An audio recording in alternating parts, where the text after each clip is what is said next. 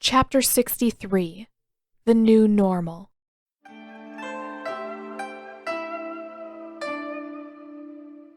Over the past few days, Zuko had nearly managed to forget how hopelessly bad he was at dealing with people. Now that they were on the same side, Katara was astoundingly easy to talk to, and even Sokka and Aang. Zuko didn't really like talking to them, but they were at least consistent. He could always rely on Sokka to be a sarcastic pain in the ass, and on Aang to be blisteringly cheerful. It wasn't always pleasant, but it was still better than dealing with people he didn't know as well. Even now, even the day after he'd lost control of his temper and drove them all away, even when Sokka would be more frustrating than usual, and, admittedly, somewhat justified in that, Zuko was fairly sure that he preferred familiarity over uncertainty. Unfortunately, Princess Yue was still unfamiliar. And Princess Yue was standing at the edge of the pit at this very moment, looking down at him. "Good morning, Prince Zuko." Zuko blinked up at her, then glanced off to the far side of the pit. Last night, Katara had cut steps into the side of the ice, leaving a clear, easy path in and out of the pit, and it didn't escape his notice that Yue was making no attempt to close the distance between them, even though there was such an easy path down to the base. Not that Zuko could really blame her. He could just as easily come out of the pit to hold a slightly more normal conversation, but he just didn't want to. As uncomfortable as it was to stand with his head pitched backward, staring up at where Princess Yue stood at the edge of the pit, Zuko couldn't see how speaking face to face with someone he barely knew could possibly be any better. Good morning," he replied haltingly. Yue didn't look any more certain than he felt. In fact, she looked off across the surface of the lake, rubbing one hand along the opposite arm. "I spoke to Katara earlier this morning. I'm very happy to see that you are feeling better." Zuko raised his eyebrow. "What did she tell you? I wasn't sick or anything."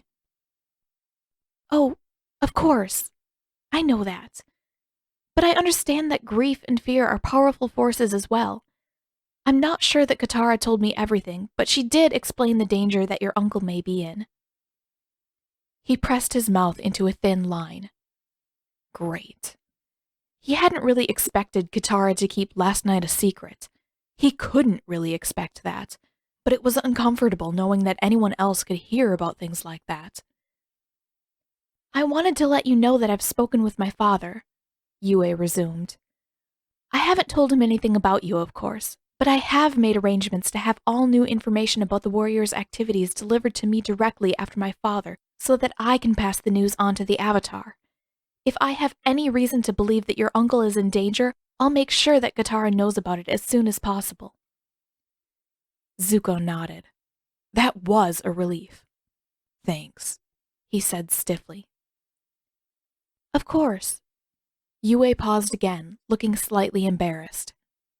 "And I also brought this." She produced a bundle of blue clothing from somewhere on the ground behind her. "Katara mentioned that you can keep yourself warm on your own, but all the same, some proper warm clothing may be helpful." Zuko stared. It would make sense to replace the rest of his Fire Nation gear. Logically, he knew that. It would be warmer, give him a significantly better chance at passing without notice if he had to enter the city again, and he could probably use a few more things, like mittens specifically. But from Yue of all people. "Where did you get that stuff? I mean, it just doesn't seem like you're the type to steal things." "What? I haven't stolen anything." Yue looked positively shocked. I have access to the tribe's armory. You aren't Water Tribe, but you are certainly helping the tribe enough to deserve proper supplies while you're here." Zuko raised his eyebrow. Right. So she had clearly stolen the clothes, but she had also managed to convince herself that it wasn't really stealing if the clothes didn't belong to someone specific in the first place, or if there was a good reason for stealing. "What makes you think that I would have stolen these things?" He opted for something close to tact and shrugged. it makes more sense than anything else. I know that Sokka stole this parka from someone. Han, Yue said. You know him? You might say so. She seemed to consider tossing the bundle down to him, then changed her mind and perched delicately on the edge and lowered the bundle as far as she could before letting it drop. Han is my fiancé. Zuko's mouth opened and closed a few times. Oh. He pulled the bundle closer to the tent. You seem surprised. Well, I'm not exactly perceptive, but Sokka really isn't subtle, especially where you're concerned. Oh. Yue looked down and frowned for a moment before she spoke again. Han and I... It's an arranged marriage. We were matched shortly after I met Sokka for the first time, and... Another pause, then... Prince Zuko, do they have arranged marriages in the Fire Nation as well? He shrugged. Yeah, I think most places do. So, were you promised to anyone? Is there someone waiting for you to return home? Zuko scoffed. No. Even if they were before, everyone thinks I'm dead now. The look of alarm on Yue's face caught him off guard, and he paused. I was only 13 when I left home. Back then, no one was really thinking about my future yet. And I guess it would have been a waste of time anyway after I got banished. May I ask why you were... Zuko shook his head before she got any further than that. I don't want to talk about it. Especially with her. Especially now when he was firmly back on Father's wrong side. Especially when he could feel himself so clearly being pulled in two different directions, between what he thought was right and what he'd been told was right when he was younger. He was here now, and he'd made up his mind about which side he would stand on when the battle began. That didn't mean that he was ready to talk about it. Except, possibly, with Katara. Yue, thankfully, allowed the subject to pass. If you had been promised to someone, how do you think that you would handle it? Especially if it was someone you wouldn't have chosen for yourself. Zuko rubbed his forehead with the heel of his hand. I don't know. It's not like I've ever had to think about things like that. Most of the time I'm more worried about who's going to try to kill me next than anything else. I suppose so. Yue sighed, looking out across the lake. I have always known that I was likely to end up in this situation, betrothed to someone who I didn't choose. But I suppose I always thought that it would be someone who I respected and admired. Not this. She paused, looking back down at Zuko. I'm sorry. All of this must seem so trivial to you. Well, it did strike Zuko as odd that she was talking to him about this. Any of the others, Katara especially, would be a better confidant than Zuko could ever be. But, he supposed, none of the others were likely to ever face an arranged marriage. Not that it was likely for Zuko either, but if things had gone differently and he hadn't been banished, then maybe Father would have struck some sort of bargain with a particularly important noble family by now. At least at some point in his life, it had been possible. Or maybe it hadn't. He could hardly imagine anyone choosing to marry their child off to him. Or imagine Father taking the time to arrange a match for him. It seemed a lot more likely that Azula would be deemed worthy of that sort of arrangement. Ugh. The idea of Azula getting married was frightening. I doubt that anyone would have wanted to arrange a marriage with me, Zuko offered. My father is the Fire Lord, but I was pretty well known as a disappointment to the royal family even before I was banished. I know that hasn't changed now, and it's probably never going to. If things were different, though, he had to take a moment to gather his thoughts. If things were different, I might be grateful that my future was settled, that someone picked me for some reason. But I doubt that I'd be happy. Most marriages I've seen in the Fire Nation aren't. Yue nodded slowly. The Water Tribe is different in that way. Most people find their happiness in the end, even if they don't choose their partner. You don't think that you will? I may. Someday I might find that I've grown used to the way that things are and feel some contentment in that. For now, though, it's difficult to imagine that I'll ever feel differently toward Han. Because of how you feel about Sokka? Yue pursed her lips. Perhaps a little. I'm not ashamed to have feelings. I know well enough not to act on them. Maybe you would feel a bit better about things if you would give yourself the same allowances. What are you talking about? Zuko asked sharply. Feelings, Prince Zuko. You can admit when you have them. His face heated. You don't know what you're talking about. Don't I? It seems clear to me that you care a great deal about a certain mutual friend of ours. Zuko sputtered. You don't... Ugh! She's not my friend, okay? I've never had a friend in my life. She's just someone who's a little easier to talk to than everyone else. Yue raised an eyebrow at him. What gives you the idea that you aren't her friend? It seems obvious to me that you both matter a great deal to one another. Well, you're just wrong, then. We're just allies. Katara told me that. He crossed his arms, hoping that it wasn't entirely obvious how badly he wished that it were otherwise. That they could move forward somehow and cross whatever boundary was keeping them apart. He'd never had a friend before, and before Katara, he hadn't wanted one either. But now, it was difficult to see how friendship could be as bad as he'd imagined it in the past. There was a moment or two of quiet before Yue spoke again. Has it occurred to you that the two things aren't mutually exclusive? What? You say that you've never had a friend before. Don't you think it's possible that you might have trouble recognizing friendship because of that? She paused, then gave a small smile. I certainly haven't known you very long, but I've seen you and Katara together. Whatever the two of you have looks a lot like friendship to me. Zuko's heart skipped, and his face wouldn't stop burning. What? Was it possible that Yue actually knew what she was talking about? Were he and Katara really... No, he wasn't going to get his hopes up, no matter how badly he wanted to believe Katara trusted him, cared about him. He knew better than to rely on outsiders' opinions on things like this. Katara gets to decide that, not you, he blurted when he found his voice again. Maybe you're right about me. Maybe I don't know what friendship looks like, but I don't think you're the one who has a say. Of course, Yue answered quickly. I don't mean to speak for anyone else. It's just an observation.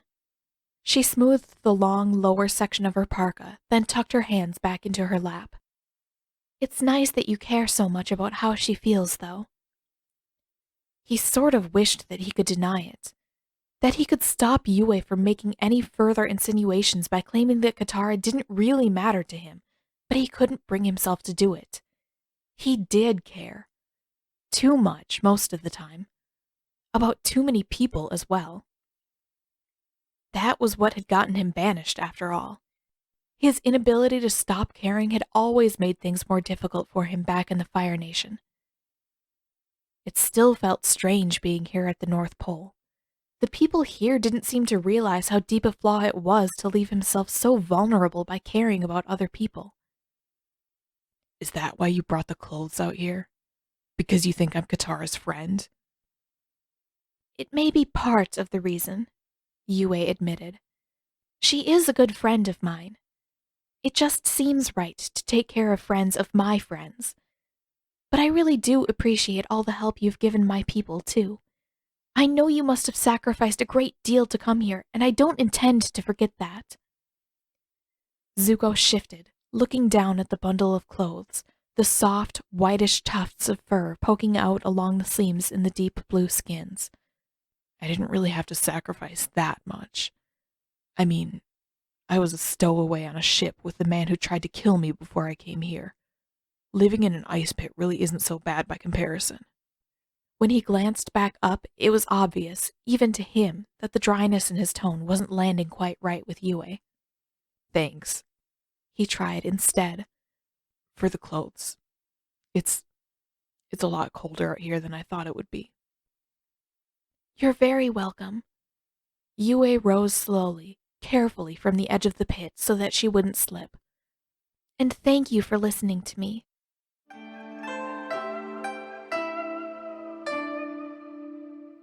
You really don't have to be that careful, Kriesach, Katara said, watching as the water spun agonizingly slowly around the pot. You need to push and pull the water. You can't just breathe on it and hope that's going to be enough. Still, Kriesach remained where she was, bowed halfway over the pot of water, moving just enough to send spiraling ripples across its surface. Like she was stirring a pot of soup, but barely. The tension, the careful precision in her motions was exhausting just to watch. This isn't a life or death situation, Katara added. You don't have to do it perfectly on the first try. It's a bit of water in an old pot, not a patient in the healing hut. If you make a mistake, no one is going to get hurt. Kriesach frowned. But cooking is exactly what I want to use my bending for. I'd rather do things right from the start than worry about correcting myself later. That was a nice thought and a fair point. Or it would be if there was anything right about the way that Kriesach was waterbending. Her wrists and shoulders weren't quite as stiff as they could be. Not as bad as Katara had noticed in some of the boys' and beginners' lessons, but her stance was relatively inflexible, like she was trying to remain in a proper position over her water the way that they did in the healing huts. Bending that way could probably work for short periods of time, with small amounts of water, but it would be utterly exhausting for anything more than that. I'm not sure that's going to work if you want to be able to waterbend for more than a few minutes, Katara said. If you want to build up your stamina, you might have to be sloppy for a while. I've never seen you bend sloppily. That's because I was a sloppy bender for years before I got here. I had stamina way before I had any focus or control. She came forward to stand beside Kriesach and held her own hands over the pot. Here, just watch for a second, then try to copy me. With a smooth, arcing motion, Katara raised most of the water out of the pot, narrowed it into a rope-like shape in mid-air, then sent it right back down into the bottom of the pot. I can't do that, Kriesach said, sounding aghast. Why not? Because I don't have that kind of control. If I try that, I'm going to spill water all over the floor. That's sort of the whole point. When even that didn't seem to make any impact, Katara sighed, repeated the motion over again, but this time allowed the water to fall out of her control in midair so that it splattered all across the floor. I think we might be doing this all wrong. Shaking off the few droplets that had landed on her, Kriesach said, Clearly, there's water everywhere. No, I mean that we're starting too small. With another smooth movement, Katara gathered up all the excess water and dumped it back into the pot again. Making a mess is part of learning. If working with a little bit of water in a pot isn't enough to get you to stretch out and make a few mistakes, then we need to try some real bending forms. But I don't want to be a fighter. I don't care about all the boys' forms. I know that, but we're never going to get you bending longer if this is all we work on. And it isn't just fighting. If I teach you my regular bending forms, you don't have to use them to fight anyone if you don't want to. But I can almost promise you that it'll help your bending more than anything else. A huff, and Kriesach looked across to her. Is that how you do it? Just practicing combat forms? Well, not entirely. So why can't I try the other things you did first? Katara crossed her arms. Because the other thing I did to get better at waterbending was getting captured and held prisoner on a Fire Nation ship, where the only thing I could do to keep myself busy was practicing my bending with the condensation from the walls. Somehow I don't think you'd enjoy that very much. Kriesach grimaced. No, I suppose I wouldn't. Okay, so maybe tomorrow we should. There was a knock, and the door opened just a bit. Katara, are you? Yue poked her head in. Oh, I'm so sorry. I didn't mean to interrupt anything. No, that's fine. Katara motioned for Yue to come in. We were just having a little waterbending practice. Inside of the house? Yue sounded skeptical, but she stepped inside all the same, then stopped short. Krisak? Krisak turned toward the door. Oh, hi, Yue. I haven't seen you in ages. Though they both looked excited to see one another, they were relatively close in age, so it wouldn't surprise Katara if they'd been close friends when they were younger. Yue also shot an alarmed look at Katara. It didn't take much thought at all to realize that Yue had probably come here with something to tell Katara, some news about Zuko or the impending battle, and as close as either of them may have been with Krisak, Zuko was not a good subject to discuss in front of anyone. If you're here to tell me that I can't be practicing this kind of waterbending, I might not even fight you on it, Krisak said. I had no idea how hard this was going to be. Katara made a face at her, and Yue laughed. No, nothing like that. I'm just here to give Katara a bit of news about the warriors, and... Yue cut herself off, darkened a shade, then mouthed the word, red. Krisak looked like she was about to speak, about who or what red was, probably, but Katara spoke up before she had a chance. Is there anything new? Have the warriors reached the fleet yet? Yue shook her head. I don't believe so, but I did speak to Father this morning. He agreed to make sure that I receive all of the warriors' updates so that I can pass them on to you and Aang. We'll know everything that's happening almost as soon as my father knows. She gave a slight pause, and when it became clear that Krisak was preparing to ask another question, she added, Would the two of you mind if I came to watch your practice next time you meet? I haven't seen much of this sort of bending before, and I'm very curious. Krisak shrugged. I suppose I wouldn't mind, as long as you promise not to tease me if I look ridiculous. From the other side, Katara shot a grateful look at Yue. She could hardly have asked for a better diversion to draw the conversation away from Zuko.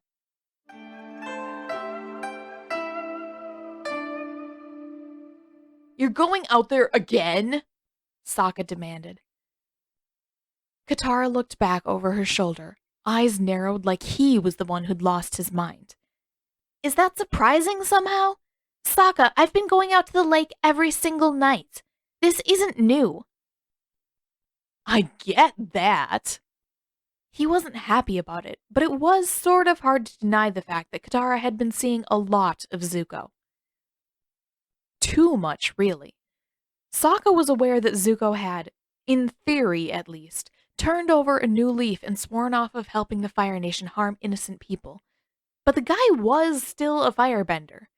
Even if he seemed nicer now, and Sokka wasn't completely convinced that he was, a leopard seal couldn't change its spots. And neither could Zuko.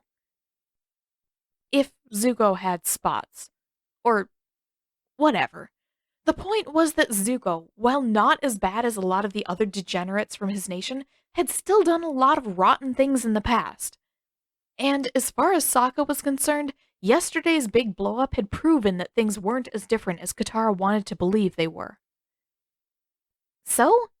Do you have a reason for bringing it up, or are you just enjoying the sound of your own voice? Sokka scowled. I'm saying that I don't think you should be spending so much time with him. Especially now. She straightened abruptly, crossing her arms and turning to glare at him. Especially now? What in the world is that supposed to mean? Now that he's told us everything he knows? Now that he's turned against his own people and we're the only ones who can keep him safe? Now that he's gone out of his way to prove that he's still a temperamental jerk, Sokka snapped. Don't put words in my mouth. And I'm not trying to get the guy in trouble. I know that he's going to be in danger if anyone else finds him. I'm just saying that after his big tantrum yesterday, it might not be the best idea for you to hang around there this much. Who knows what'll happen the next time he snaps? Sokka, I told you what happened. He didn't snap, and I talked things through with him. Things are fine now, I promise. Fine? Like how you were fine before the Northern Air Temple, or... Aang came in through the front door, and Sokka practically pounced. Hey, back me up here, Aang. On what? On Zuko being a jerk. Oh, Aang halted in the middle of the room, glancing from Sokka to Katara and back again. I'm not really sure what... He wasn't being a jerk, Katara interrupted. He was upset because he just realized how much danger his uncle was in. But I talked to him and we have a plan now and everything is fine again. If you don't believe me, you can ask Yue. Rude. That was very, very rude of her, using Yue against him like that. Especially now, in the evening, when Sokka didn't have any good excuse to go talk to Yue and find out whether Katara was telling the truth. You know, that does make a lot of sense, Aang said. We've seen Zuko angry before, and what happened yesterday seemed different.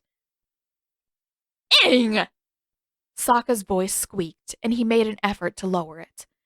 That's not the point here. Then, what is the point? The point is that he snapped at all of us. He got so worked up that he blew up at everyone, and for all we know, he could do it again. Aang made a concerned face. Sokka, I don't think that he is... Would you stop assuming the worst for 5 minutes? Katara demanded. He hasn't done anything but help since he got here. How is he ever supposed to prove himself if you won't give him a chance? He's been a jerk enough times for me to doubt him, Sokka replied. Who's to say that he's not going to take it too far someday, and... Who's to say that any of us won't? He's made mistakes before, but at least he tries to make things right when he does. Katara stooped to finish pulling on her boots, then shouldered past him as she stomped her way to the door. I'm going. Don't wait up for me. Katara! Sokka tried to go after her, but Aang caught him by the back of his tunic before he could reach the door. He stumbled and nearly tripped. Hey! What the hell, Aang? Sorry. Aang released his tunic, but then stopped in front of the door, blocking his path. But I think that Katara has a point. What? We should give Zuko a chance. He's been helping us a lot, and I don't think it's fair to stop trusting him just because he was scared about what was going to happen to his uncle yesterday. Scared? More like scary. Sokka had been there. He had seen how abrupt and dramatic the shift in Zuko's mood had been. And sure, he hadn't acted on it, not while they were all out there at least, but this was Zuko. He wasn't exactly known for his restraint or good judgment. Next time, things might not go so well. Next time, Zuko might do something to hurt Katara. Intentional or not, he could do a lot of damage, and Sokka wasn't going to let that happen. If he was really just worried about his uncle, then why couldn't he just say that? Sokka asked. Wouldn't that have been a lot easier than getting all snappy with us? He turned back from the door to search for his boots and parka. By now, Katara would be too far away to chase after her in his socks. Maybe he didn't think that you would listen, Aang said. You two haven't been very good at talking to each other so far. Sokka glanced upward as he hopped on one leg, trying to pull his boot onto the other. Why are you saying that like it's my fault? I'm not! Look, Sokka, all I'm saying is that it might be scary right now. A lot of things are changing and Zuko doesn't have very many friends. Some of this stuff is probably really hard to talk about right now. Did Zuko have any friends? It seemed unlikely to Sokka, even though Aang was way too quick to trust and befriend people, and Katara was spending way too much time hanging out at the lake. Neither of those things made them friends with Zuko. He had to flop onto his backside to finish tugging his boots on. How hard can it be? He told Katara all of this. Yeah, well, would you go out there and tell Zuko how scared you were about losing Katara? Sokka's insides clenched. No. Absolutely not. He knew better than to show any weakness for that jerk to exploit.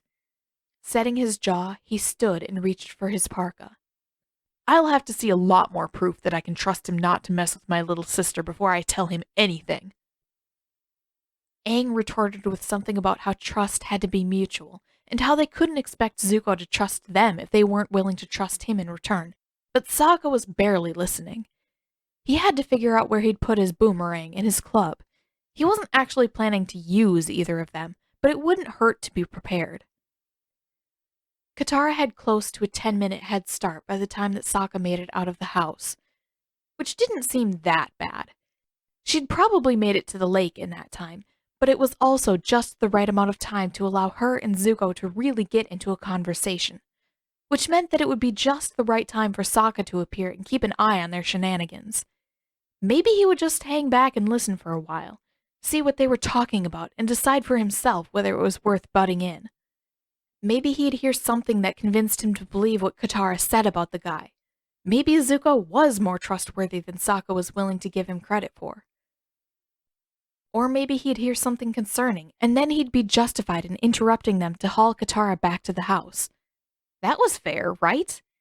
He didn't trust Zuko, but he wasn't leaping to conclusions about anything. He was investigating. And once he was through with that, he'd decide whether Zuko deserved any trust or not. No matter what Katara seemed to think, Sokka really didn't hate the guy. It probably would have been easier if he did, but Zuko was easy to make fun of, and almost annoyingly frank about some things, and entertaining in an odd, stick-in-the-mud kind of way. He was the sort of guy who walked straight into jokes without realizing it, and Sokka really appreciated that sometimes. But the problem was that Sokka could barely trust Zuko as far as he could throw him. No amount of battle planning, or bending advice, or life-saving could wipe out the fact that he'd kidnapped Katara, and it would take a lot of all three to outbalance it. The sky was dark by the time he reached the edge of the lake, and Sokka couldn't see anything, or anyone by the edge of the pit, which made sense. They were probably down at the bottom, talking or whatever they did at night. Halfway across the ice, he slowed to a crawl, and moved at a careful, crouching walk, just like sneaking up on a leopard seal. He just had to keep low, keep his footsteps silent, and they would never know that he was nearby. When he was less than half a dozen paces away, Sokka finally stopped, crouching down in the snow to listen. It was quiet. Really quiet. But maybe that was normal. Maybe they talked quietly or something? Zuko did have a penchant for yelling, but his normal speaking voice wasn't all that powerful. And Katara tended to mirror whatever volume other people were speaking at. She could be as loud or as quiet as she pleased, and if Zuko was talking quietly, then she would probably do the same. But as hard as he strained his ears, he couldn't hear anything at all after a full minute, and he crept a little closer on his hands and knees. Maybe the snow was making things worse, too. The fluffy stuff always had a crazy dampening effect on voices. Maybe the snow at the bottom of the pit was softer than he remembered, and their voices were just being eaten up. He listened for another minute, crept closer again, listened, and when he still couldn't hear anything, Sokka gave in and stood, peering down into the pit. It was empty, and though he couldn't quite see into the dark of the tent, he was fairly confident that they weren't huddled in there together. The tent wasn't that big, and it would be weird to cram in there even with someone who wasn't Zuko. Damn it. Of course Katara had dragged Zuko off somewhere else. But the worst part wasn't the fact that they were gone. No, that would be the fact that there were small, staggered ledges cut into the ice on the opposite side of the pit. Stairs. Katara had given Zuko stairs, presumably so that he could leave whenever he pleased. Sokka was going to have words with her as soon as he could figure out which way they'd gone. And unfortunately, in the dark, with so many sets of footprints coming and going from the pit, that could take a while. Scowling, Sokka circled the pit, squinting down at the tracks. He couldn't be sure, but he thought that the ones leading off toward the eastern side of the city, where Appa was staying, were the freshest. Aside from his footprints, at least.